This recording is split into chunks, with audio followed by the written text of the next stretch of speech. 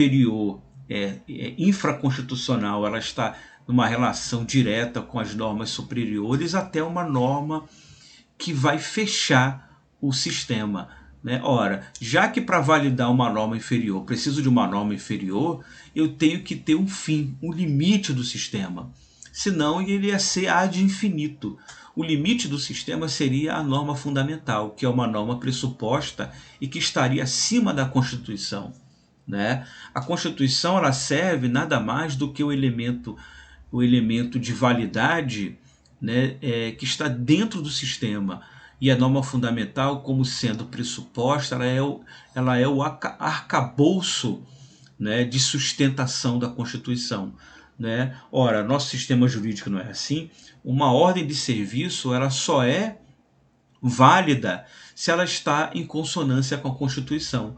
Qualquer norma jurídica, né, até mesmo uma convenção de condomínio, ela tem que estar de acordo com a Constituição, senão ela não tem validade. É exatamente isso que o sistema kelseyano quer mostrar. A validade de uma norma ela tem que ser avaliada dentro de toda uma cadeia, até chegar à Constituição. As normas que compõem o sistema dinâmico derivam uma das outras através de delegação de poder.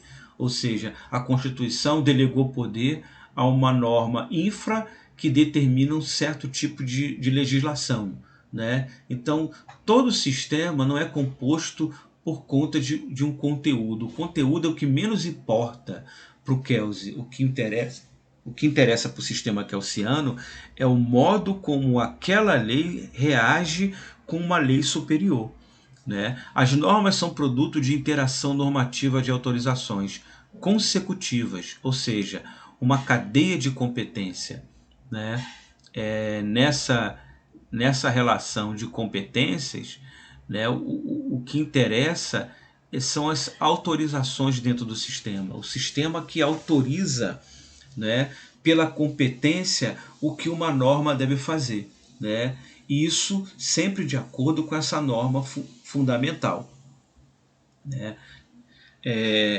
E como o sistema se valida uma norma? Né? O Kelsey ele é bem claro. O fundamento de validade de uma norma jurídica, né, é sempre uma norma e não fato.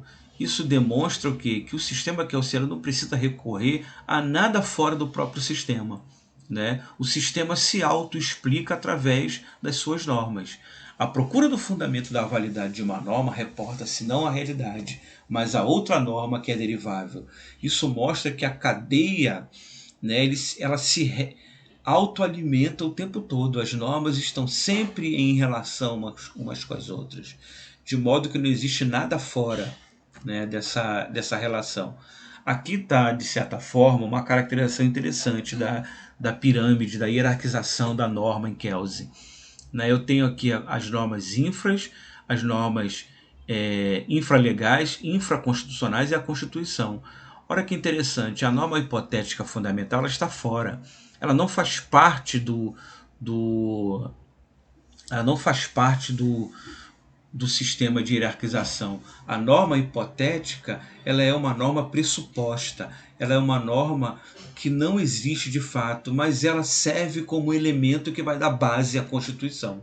Né? E aí é um paradoxo, né? Porque a norma fundamental ela acaba se constituindo por um sistema de moralidades. Né? A norma fundamental ela acaba tendo uma validade moral. E era exatamente isso que o Kelsey estava querendo desconstruir na sua teoria. Né? Mas se a gente for identificar exatamente o que o Kelsey fala, ele vai mostrar isso para a gente. Né? A norma fundamental ela não é posta por uma vontade. Ela é algo pressuposto como o limite do sistema. Sem a norma fundamental, as regras seriam relacionadas a uma outra sem limite algum. Né? O Kelsey fala isso lá. Se o direito é concebido como uma ordem, né, normativa, como um sistema de normas que regulam a conduta de homens, surge então a questão: o que é que fundamenta a unidade de uma pluralidade de normas? Por que uma norma determinada pertence a uma determinada ordem? E esta questão está intimamente relacionada a outra. Por que que uma norma vale e o que constitui o seu fundamento de validade? Né? Então é interessante que há essa relação, né, de validade das normas, sem que recorra a outros elementos que não sejam a própria norma. Né? E aqui nesse quadrinho, o Kelsen é bastante claro quando ele vai determinar o que é a norma fundamental. Né? A norma fundamental é uma norma pressuposta. Ora, se ela é uma norma pressuposta, ela é uma norma que não tem nada valida ela valida todas as outras. Né? E por conta disso, ela está fora do sistema. Se ela está fora do sistema, ela não pode ser a Constituição. Né? Então, eu discordo de um monte de teóricos e de um monte de autores que dizem que a Constituição ela é a norma fundamental. Não. A Constituição ela é uma norma, né, que é posta pela vontade. Né? E a norma fundamental é pressuposta, é algo que nós achamos que está ali. Né? Ela é algo hipotético, ela é algo que não tem uma realidade concreta. Né? E o próprio Kelsen fala isso. Tem de terminar numa norma que se pressupõe como a última e a mais elevada. Como a norma mais elevada, ela tem que ser pressuposta, visto que não pode ser posta por uma autoridade, cuja competência teria de fundar uma norma ainda mais elevada. A sua validade já não pode ser derivada de uma norma mais elevada. O fundamento da sua validade já não pode ser posto em questão. Uma tal norma pressuposta como a mais elevada será aqui designada como norma fundamental.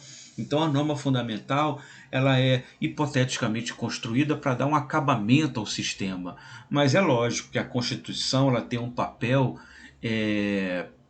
legal importante, porque todas as normas vão se remeter à Constituição. É a Constituição que dá o aparato legal ao sistema. Né? Mas é a norma fundamental que está acima da Constituição que vai dar o aparato moral a isso. Né? Ela vai dar a consistência para a Constituição, para a legalidade da Constituição. Eu sempre penso na norma fundamental como sendo, né, o espírito constituinte presente nas constituições. Né? No momento da promulgação da Constituição, né, existe todo um aparato de discussão, né, de elementos, né, que vão constituir ela, que vão dar o amálgama na Constituição.